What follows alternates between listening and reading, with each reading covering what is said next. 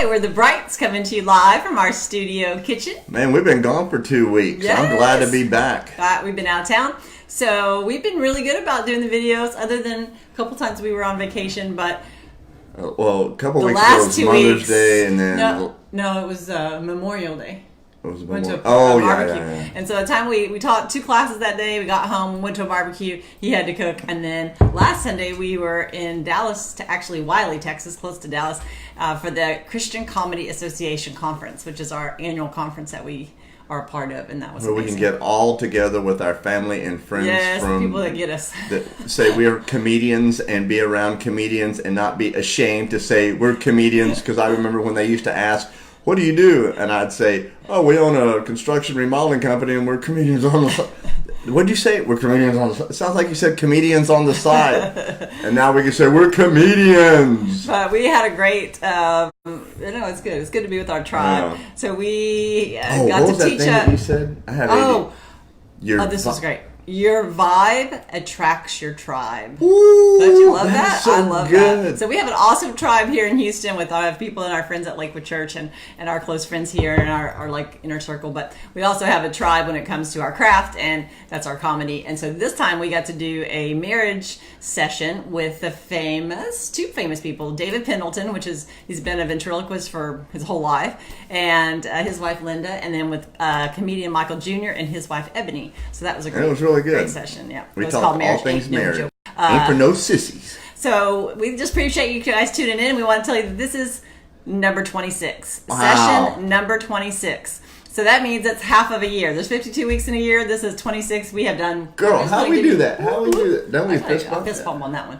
Because y'all, if y'all knew, like, our word for the year is discipline, but this is our 3rd year to do the word discipline. I think we'll do one more year and we'll have it. Because we really struggle with discipline, but we're getting better with it. I'm not going to say we struggle with it. We are amazing with discipline. So we're getting really great at it. So 26, this is session number 26, or episode number 26. So that's half a year. So that's pretty impressive for us. That is. So we're going to talk about communication and marriage. Am I shaking the table?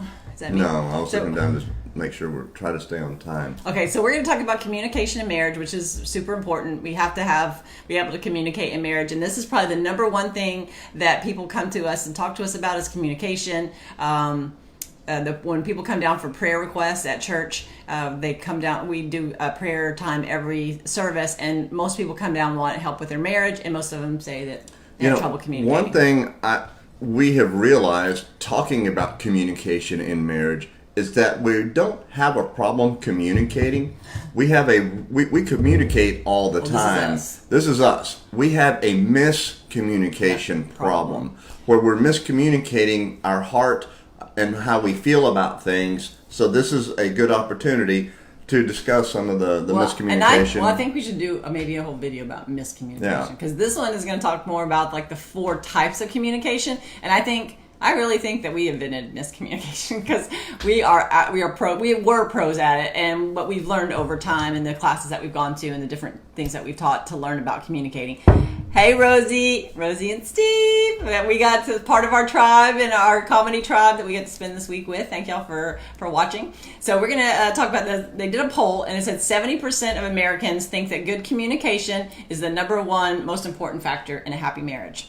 And I'd have to agree, because whenever we weren't communicating, that's when things were falling apart. Because if you don't communicate, everything falls apart. If you can't talk about everything, you know? Right. And I remember we're writing our book, and I'm on putting it from paper back into the computer, and I realized just how far we came, and we have come in 16 years from the beginning to where we are now, and how we used to communicate through just anger and frustration, and we're trying to communicate, but we're doing it ineffectively, and we're like, why can't they get us? Why don't they just listen? And communication is the number 1 for happy marriage. Lack of communication is the number 1 reason that people get divorced. Or it's actually the second reason. Infidelity is number 1. Lack of communication is number 2. I thought that was really interesting. And when we write our book, Michelle Van Dusen is going to be in our foreword. Yes, we already talked about that. Yeah. She already said she's on a Guinness Book of World Records or something.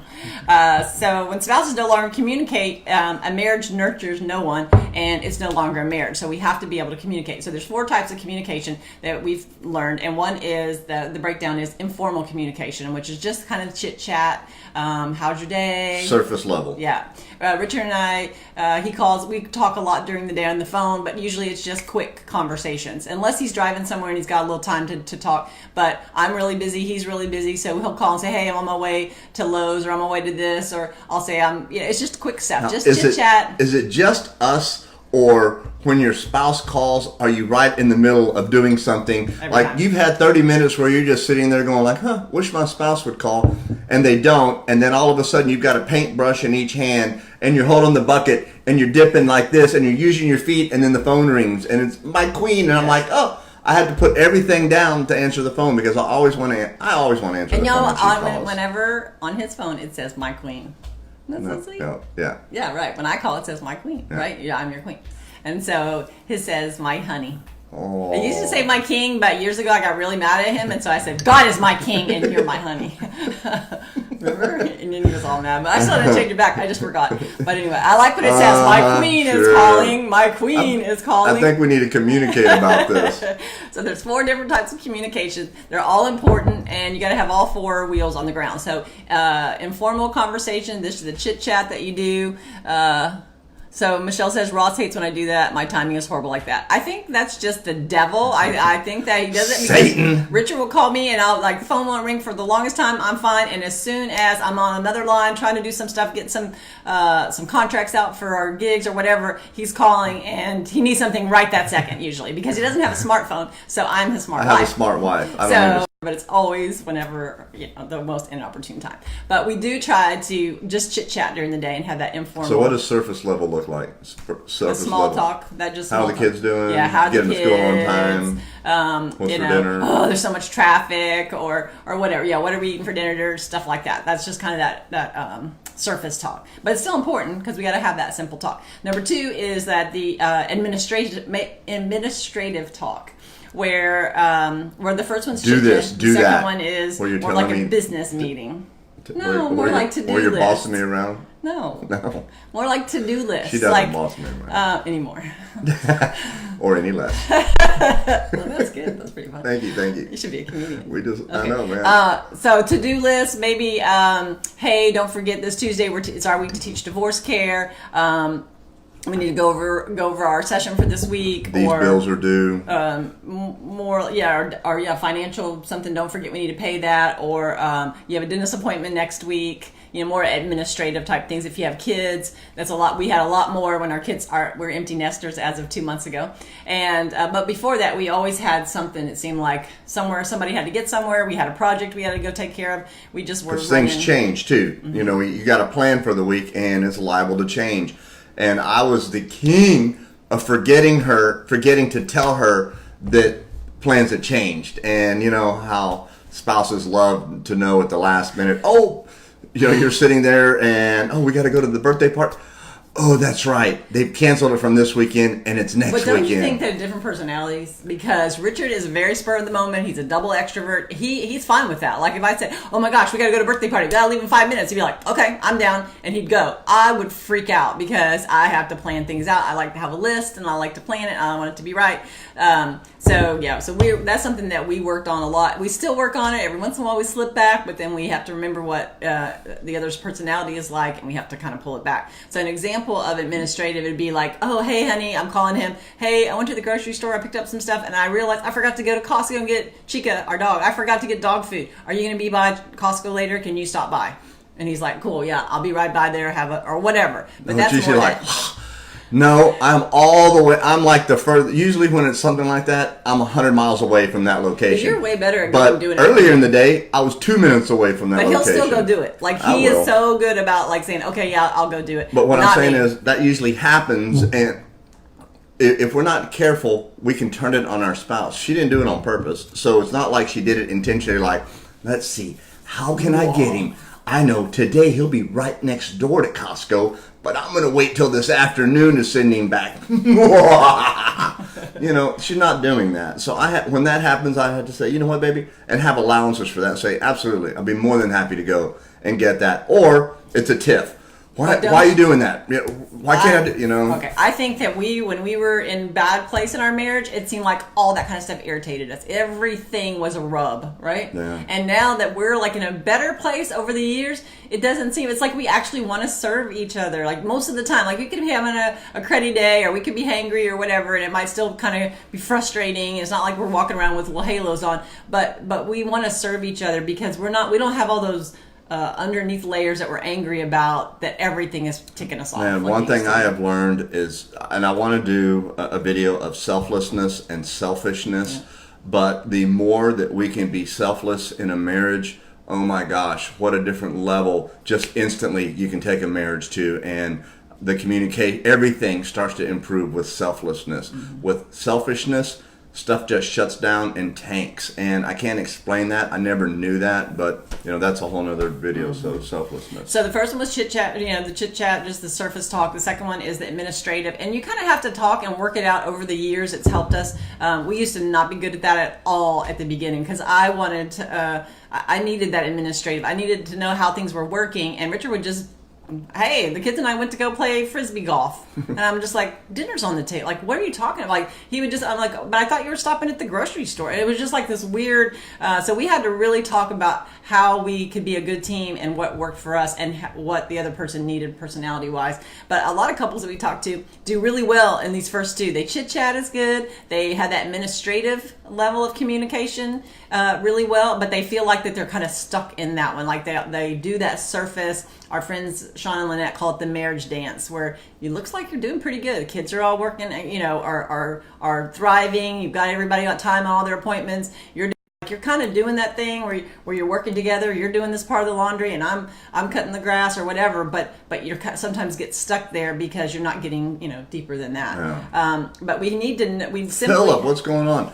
I am glad that you're on. I was going to call you today because you were on my heart. So we need to have that administrative for our lives to run smoothly. So where some people are overboard on that part, where they have that part running, some people don't have that at all. And so things are chaotic and they don't have that part of it. But to be a good team, to feel like you're part of a whole relationship, we need to have that. I mean, so the dog doesn't starve, which we talked about in the first one, is that we need to be able to talk to each other about that. The to-do list, the grocery store, the now sometimes, depending on isolation and where we are in a marriage or in a relationship, this talking and communicating is hard, because it seems like every time we talk, we argue or fight, because there's unresolved issues that haven't been dealt with. So surface level is about as far as we can go until we can get some surface talk in and be able to understand one another to go to another level. Sometimes it's just hard to go from where you're at and trying to go deep when you can't even do a surface level talk.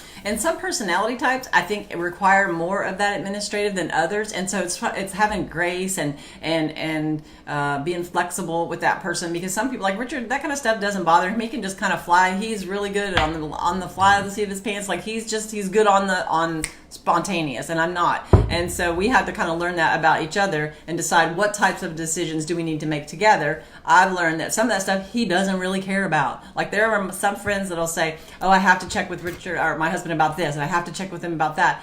And I think depending on where you are in your relationship, I know my husband pretty well, and I know most things that I can say yes to without talking to him, or just say, "Hey, by the way, we're going to go with so and so on Friday." I know if it's anything social, he's on. Like he's going to do it. I don't have to go, "Hey, did you want to go to dinner?" and figure out the right time to ask him. He's going to do it. Now, vice versa, he's got to ask me. I'll be like, "Oh, no, my hair's not washed," or whatever. Like it's more, I think you have more of that problem with me than I have with him, because he's way easier. He's not as high maintenance. Baby, you're not high maintenance. You just need a few days notice. Not notice. Spontaneous, yeah. So, and I think we need to talk about that. You need to find out what decisions are important to your spouse. Like it would upset me if he would make decisions without checking with me about things. And so when we had to learn that about each other, or how much money we're going to spend, that's one of those administrative. We don't usually spend more than $100 without letting the other person know. We can kind of spend up to $100 without the other line. We can go, I can go pick up him a couple, a shirt, or go to the grocery, whatever. We don't really go have to check with each other too much over that. But like I don't come home and go, "Look, baby, a new car." No. I bought a new boat. You know what? I don't understand that. How come you get an engagement ring, and I couldn't get an engagement boat. I think guys could get an engagement boat, an engagement stereo, an engagement car. Maybe we can start with that. Huh? Okay. Start a thing. All right, so it's Okay, me so we and got who else? Chitchat is number one. That surface talk, the second one. I don't see any guys on there going, oh yeah. No, I don't see any little love things. Come on, brothers. Come on, my brothers. The second one is the administrative, those decisions that we need to make together. Third one is challenges. That challenge communication where we're dealing with challenges, whether it's something the kids are going through something, whether it might be a health issue, maybe it's a financial problem, or whatever. Things that challenges that we have in our marriage. And the Bible says that getting older. Yep, the Bible says that we're going to. It says, I'll read it. 1 Corinthians 7:28 says, "But those who marry will face many troubles in this life." And so we must talk about those troubles. Why couldn't Paul said something else? Those who marry will have it awesomely. We'll have it figured out, and it will be great. Why do you have to say we'd have troubles? I don't know. Because he spoke it out. We're not supposed to speak that stuff out. But if we don't deal with those challenges, then they start to grow, and then they become unsurmountable, and then we can't deal with them. But then it's hard sometimes to deal with those challenges because we have different personalities. We get sensitive. If something, it could be something. For us, it would be a lot of things were when Richard would go do something without checking with me, or he would say he was going to be somewhere at a certain time, and then he didn't get there till later. It was really hard for us to talk about it because he would get angry that I was talking about. I was angry that he wasn't respectful. She said, "Here, read this," and I'd be like, "I don't want to read this." Just snap into kid. No, he would mode, say, "You're right? controlling me," and blah, blah, blah. But I'm yeah, like, "This is how husband and that. wives are supposed to be." But we didn't. Were you controlling? No. But us both know, like honor each other Right. and being respectful of each other. Selflessness. Mm-hmm. Selflessness. So some things we have to, handle with grace. We have to be delicate with certain things. We learn how to. One of the things we learned in communication is how to clarify content. Is to say, so what you're saying is this makes you feel such and such, or what you're saying, and not just assuming what the other person is feeling or saying. Sometimes with us, even now, we teach marriage stuff. We help people with their marriage, and we can be the worst about miscommunication. I'll say something, he thought I meant this, and I'll say I didn't even mean it like that, or I think you. We used to do really good about, well, let me clarify content here. What I'm hearing you say is this, and you feel this about it. Mm-hmm. Yeah, that's okay. Excellent. Now we're both on the same page. But sometimes you hear things. We used to do this thing, but don't have time about. The 6 things. I don't have anything to wear. Yeah, because you would hear that if y'all were going out. Let's just say y'all were going out to dinner this coming weekend, and your wife says, "I don't have anything to wear." What does that mean? If you ask the wives, it usually means they got to go buy something new. If the guys say, "I don't have anything to wear," it means usually when you ask the guys, they don't have anything clean or they don't want to go. So you hear the same 6 words, but it means something completely different to each one of us, mm-hmm. and we wonder why we have communication problems in our marriage. Mm-hmm.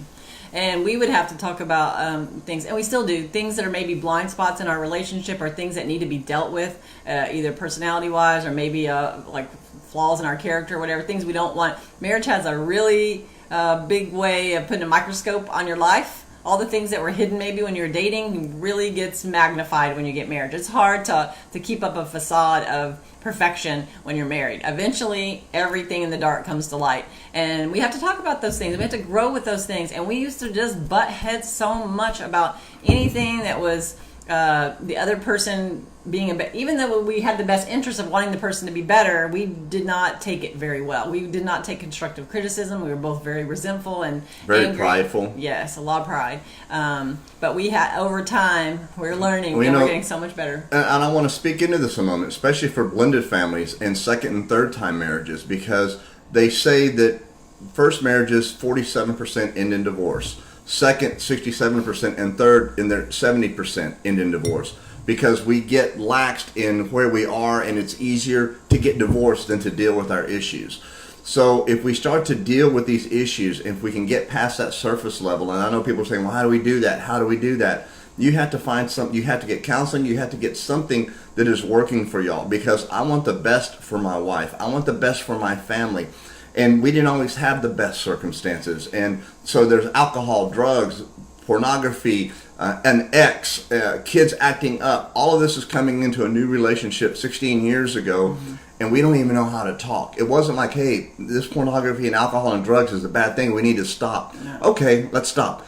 That's not how it happened. It was arguing and fighting because we being divorced several times. We wanted it our way. We wanted it our way. We were selfish and prideful, and I've been hurt before, and I'm not getting hurt again. And so you bring all of this into the next marriage, and even though sometimes you think you don't, you do, and it's unhealthy. And we've got to learn how to be able to honor and respect one another, and to know that, man, God wants to take us to a whole nother level.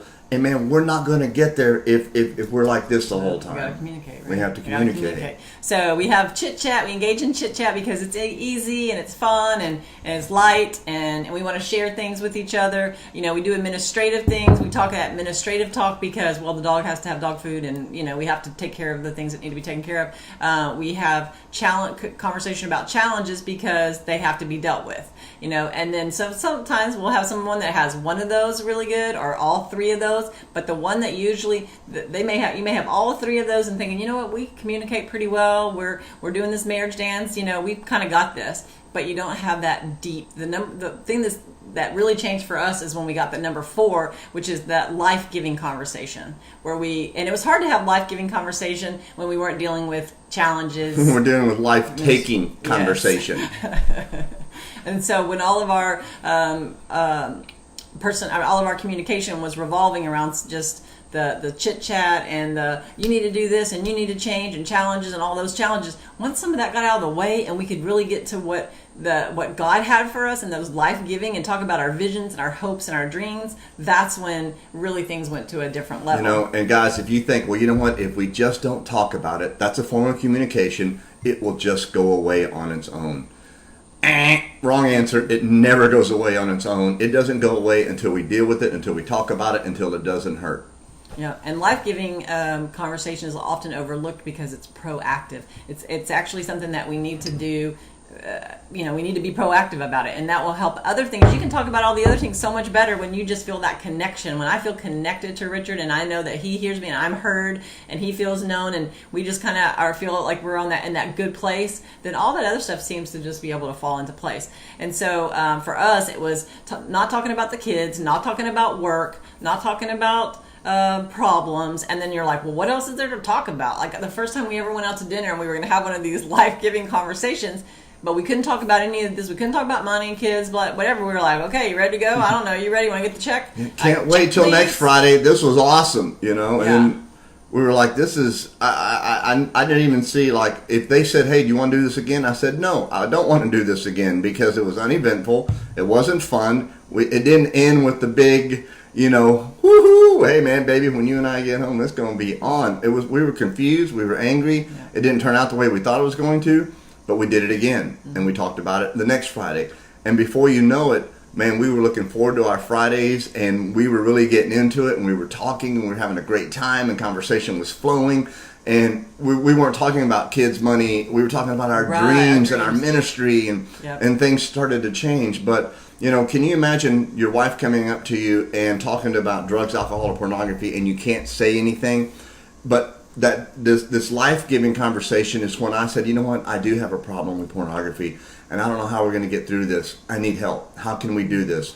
Man, now we're talking in the life-changing realm. This is the stuff that changes lives. So when we were able to do that, we were able to work from that point because now we're addressing something that needs to be addressed. Or at least I was, Well, because before if y'all know our story, that it was never like, oh wow, babe, I really want to talk with you and I want to help you get through this. And I was like, you need to stop doing this, and this. God is angry at you. You're a disgrace to your children. Blah blah blah. And that was me just not edifying him and not speaking life into him. Definitely. Well, we don't know, so we do the same things that we've tried our whole entire life that have never worked. But that's what we do because it's natural. That's what we learn. It's a learned pattern. So that's how we come at one another. Right. And then we're like, man, what's the problem? Well, the problem is we need to pick up some different tools. We need to learn some different ways to communicate. And when we started to talk, hey, Sandra, I need to come and get those eyebrows done. See, I used to have really ugly eyebrows. Oh, man. Sandra made them so pretty. Huh? Funny thing today, I was trimming my eyebrows with this. I have a little razor. Are you going to tell it? And yes, I am going to tell it because, man, all of a sudden, Sherry says you got to pray specific. So I've been praying for real thick, luscious hair, and it's been happening. Can you see it? Not on the back of my head, but right here on my collar where the hair is just growing out. I'm just going to start swooping it over. On your back? On my back, yeah. But, I got to pray specific. So anyways, I'm trimming my eyebrows, but then I forget that I did my sideburns too. and I looked down, and these hairs are like 1.5 inches long, and I thought, oh my gosh, my eyebrows are like, hello, can you see me? Yeah, look up here, look up here. I was like, what happened? And I'm like, you're taking manscaping to a whole nother level. Man, and it was like, they couldn't even cut. They were getting, man. It was your sideburns, though, right? Really, it was my sideburn hair, but I thought it was my eyebrow hair, and that'll wake you up when you're half asleep. Conversation, so we have to make that commitment to intimacy that we talked to, and for us it was also getting our when we stopped getting our focus on each other and what was wrong with him and what was wrong with me, and just constantly just at each other like that. And when I said, you know what, Lord, I just trust you, and I'm going to work on me, and I'm going to work on me to learn how to handle this better. And if this never changes, then show me the grace and mercy on how to be a good wife regardless. And he did the same. And when he started working on him and I started working on with God on me, eventually it got better and things started working with us. And then we were able to talk, and then we got a vision. God showed us a vision for our marriage, which was about marriage, which was helping other couples with comedy, stuff we never thought about. But it was because we started doing marriage God's way, and we started having these communications, all four of the communication, not just the chit chat, not just the informative talk, not just the challenges, or not just those three, but then getting to that life giving to where all four wheels were on the ground. Yeah. And man, the president is with us. Jason Earls. Yeah, I thought they were going to say Donald Trump. No, the real president of the Jason Earls. Man, we had a great weekend. It started Friday night. We did a comedy show at Lakewood Church. Just blew it out. It was awesome. Then we did the CCA. But you know what? I just want to say this is what godly parents look like. When you see his kids hanging. First off, it's 1:30 in the morning, and the kids had their brooms and mops, and they're cleaning and dusting the upstairs room. And I'm like, man, when they're done here, why don't you send them over to our house? But they were with us all week, and it just made us really realize what cruddy parents we were, and we wish that we had grandkids. But it's never too late. We can change it, but we don't have grandkids, so we can't change it. But just so the 10-minute, commit to 10 minutes, doing the 10-minute rule, which is having 10 minutes a day of life-giving conversation. Not just about the kids, not just about bills and all that, but just learning the other person. Because and don't assume that you know that your spouse, because we're always changing and evolving. I mean, if you knew us 16 years ago, you wouldn't even we don't even recognize who those people are. So just don't get in a rut to where you just think, I already know what he's going to say, or I already know how she's going to react to that, because we're always growing and evolving, and I'm hoping getting better and better. So it's interesting to learn about him and to listen to his things that he has and things that God is putting on his heart, and he listens to me and he's encouraging me to do things. He's not jealous about it. He wants me to be my best me, and amen to that's that. so cool. I do want you to be your best. And it's this, take joy in rediscovering your spouse. So we have number 1, which is the chit chat, which is just surface talk. Number 2 is informative talk, things that we have to do, bills, to-do lists, dentist appointments, stuff like that. Number 3, form of communication, is challenges, things that we're going through that we need to deal with, that we can't keep sweeping under the rug, because if you keep sweeping it under the rug, you're going to trip over it. You're going to trip over it eventually. You keep shelving it, it's going to collapse. Les Parrott always says, things that you bury have a high rate in marriage of resurrecting and coming back. And usually at the worst time. At the worst time. Yeah, it will come back up. And number 4 is life-giving conversation. So that's really important to have all 4 of those. We pray for you guys every day. We hope you guys pray for us too. And we encourage you guys in your marriage. We hope this helps. Today we met a lady. We were sitting at church, and we were on the second row, and she was on the right in front of us, and she turned around and she goes, oh my gosh, y'all are the video people. And she goes, these videos are actually helping my husband and I, and they were separated. Now he's going to start coming to church next week, and it just encouraged us so much. Guys, you can do it. I know you can do it, but man, we've got to pick up different tools. We have to. So what's a good way to start? Man, just start thanking your spouse for the good things that they do in your marriage. They do something good, okay? Not everything is bad. Pick out the good stuff. Yeah, pick out the good stuff and just say, hey, thank you for always keeping the cars clean and always putting gas in the tank, and just communicate. Communicate. So we also want to say on the Real Brights page, we have 1,900. Was that right? 1,992 people that have liked our page. So that means we only need 1,008 more to get to 3,000. That's good. I thought I was going to say 8 to get to 2,000. But what I learned people said online is you actually you need 3,000 people on Facebook. So like our page. And we're putting these videos also on YouTube. So we're the Real Brights on Instagram, YouTube, and Facebook. Right? That's right. So we appreciate that. We love you guys. Send us the conversations that you want us to talk about, and we hope you all have a great Sunday. Peace. Bye, Cookie. Bye, guys.